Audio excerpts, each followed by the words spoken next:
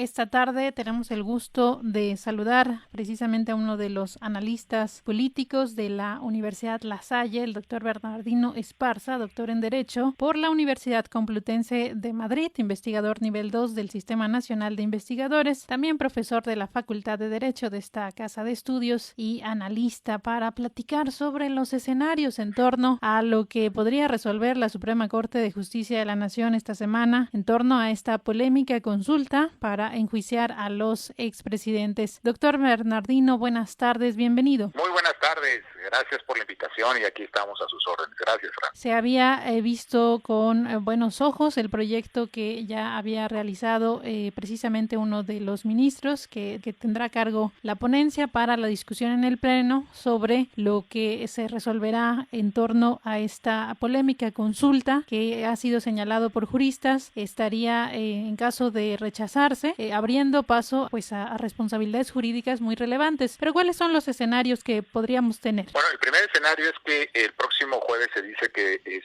1 de octubre, por supuesto, pero se dice en la Corte que es el día que se tiene que discutir este proyecto. El ministro ponente, Aguilar Morales, es el que va a presentar este proyecto y lo ha presentado, se ha hecho hincapié mucho en estos días en los medios de comunicación y se dice al menos que muy probablemente tenga la mayoría ese proyecto para que se declare inconstitucional lo que es la pregunta del presidente, la solicitud de pregunta, que se va en torno a una consulta popular. Y uno de los primeros escenarios, al parecer es así, porque en el mismo proyecto, el ministro ponente habla de un concierto de constitucionalidades. Imagínate, Francis, este concierto de inconstitucionalidades significa, por ejemplo, que dentro de esta pregunta puede caer en violación a derechos humanos, que es lo fundamental. Las consultas populares se pueden hacer, por supuesto, no se está negando el derecho de la ciudadanía a participar en consultas populares, que es el primer elemento, pero también tiene prohibitivo por parte de la Constitución que se hagan consultas respecto a derechos humanos. Esos no se pueden consultar, son imprescriptibles, son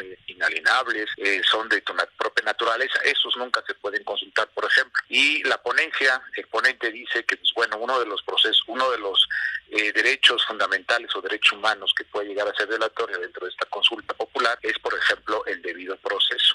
Otro de ellos es la presunción de inocencia, por ejemplo, en ese ámbito. Dos derechos importantísimos. Otro de ellos es el acceso a la justicia, es decir, no se le está dando oportunamente el acceder a la justicia a las personas que se le están tratando de llevar a un juicio. Esa es la otra característica. Y el otro es el principio de igualdad, en donde debe haber un trato igual. Dice por ahí el escrito de ponencia que cómo es posible que se pueda hacer una consulta o un escrutinio a unas cuantas personas se les lleva a la justicia y a las demás personas no, por eso se rompe con el principio de igualdad. Digamos que eso es la característica desde mi punto de vista de los, vamos a llamarle así, de este concierto de inconstitucionalidades que dice la ponencia. De acuerdo también con lo que señalan los analistas, el titular del Ejecutivo, el presidente Andrés Manuel López Obrador, estaría pasándole la factura al Poder Judicial en torno a este discurso que ha mantenido ante los mexicanos, que pues prácticamente él tenía la intención, pero hay un bloqueo por parte del Poder Judicial. ¿Cómo quedaría, digamos, el Poder Judicial en este escenario? Pues mira, en principio yo creo que hay que tomar algo muy importante porque el presidente cuando presentó la solicitud, inclusive en la exposición de motivos de esta solicitud, él menciona que lo hace dentro del marco legal, es decir, se ajusta a la legalidad que hay. Él tiene el derecho, por supuesto, a presentar propuestas de solicitud de consulta popular y sustenta el artículo 35 constitucional, que habla de las consultas populares, la Ley Federal de Consulta Popular. Dentro de ese marco legal, pues hay un tribunal o hay un poder judicial, que es este caso la Suprema Corte de Justicia, que tiene que resolver de acuerdo a la petición que se le están haciendo. Y los ministros, pues, tienen la obligación legal, constitucional, por supuesto, de resolver con base a derecho. Y ese va a ser el sentido, es decir, con base a derecho se tendrá que dar una resolución.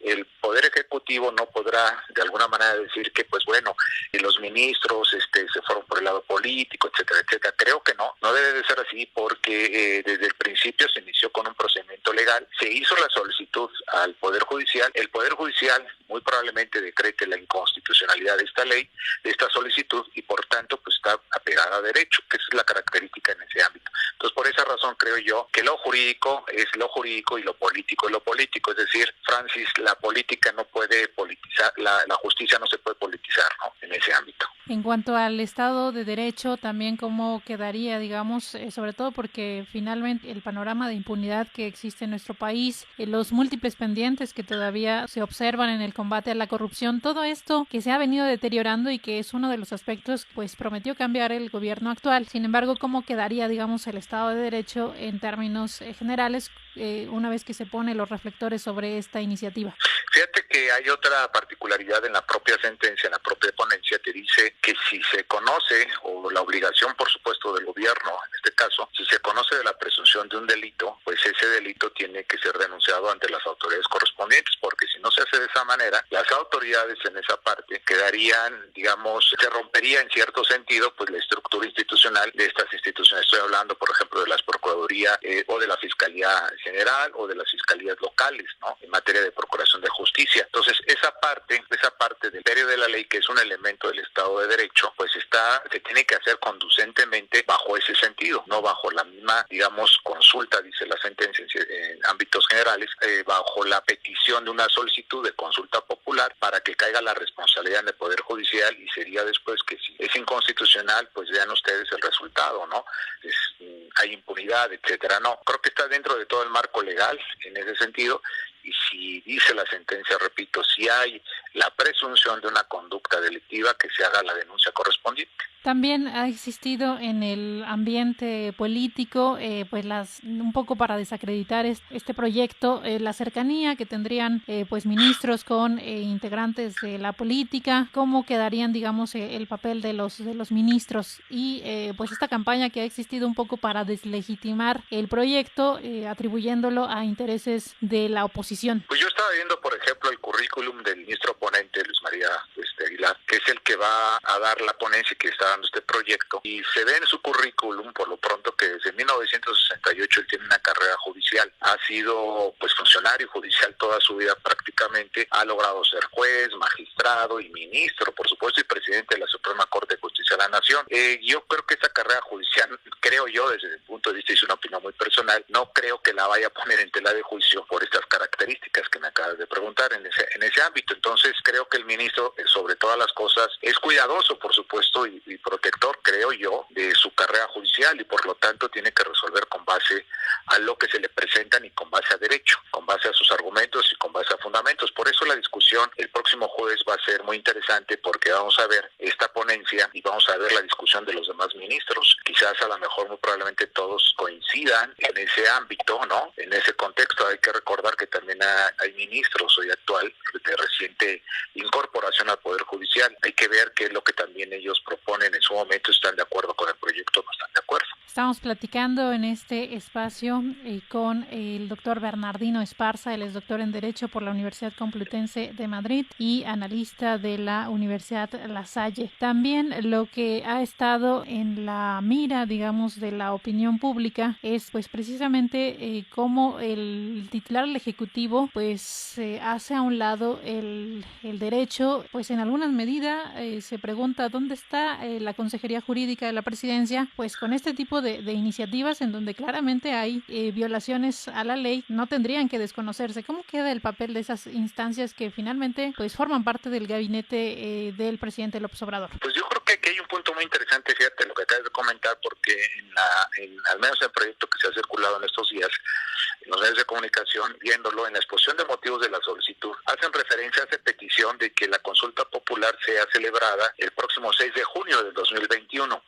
Y es curioso porque hubo una reforma constitucional en el 2019, en la que a finales de 2019, el 20, si no mal recuerdo, del 12 de diciembre, en donde se reforma la Constitución y se incluye la palabra que todas las consultas populares tendrían que ser en el mes de agosto, ¿no? Y la Ley Federal de Consulta Popular, que citan ellos en su exposición de motivos, señalan justamente que debe de ser el día de la jornada electoral, el próximo 6 de junio del 2021. Una cosa es muy importante aquí, con base a la ley, a la norma jurídica, pues ninguna ley que esté por debajo de la Constitución puesta por encima de ella. Es decir, la Constitución fue reformada en 2019 con este principio, con este aspecto, y la Ley Federal de Consulta Popular no ha sido reformada, Francis, imagínate. Entonces, ellos citan la Ley Federal de Consulta Popular, pero no citan, por supuesto, que sea en el mes de agosto, como dice la Constitución. Entonces, ahí tenemos de alguna manera pues una parte parte también de esa petición, en ese sentido, que no está bien sustentada con base a la Constitución.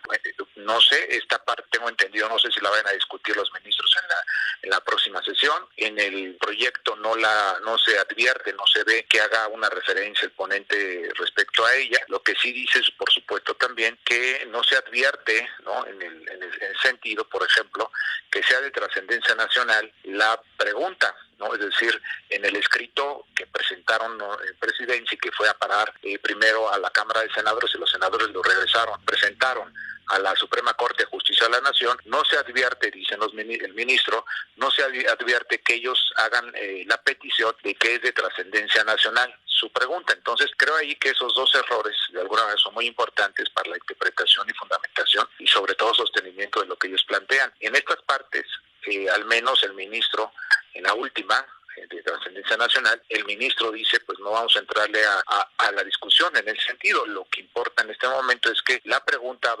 contraviene derechos humanos, ¿no? Y ahí es donde se centra más el argumento del ponente. Pues vamos a estar muy atentos, doctor Bernardino. Le agradecemos muchísimo estos escenarios,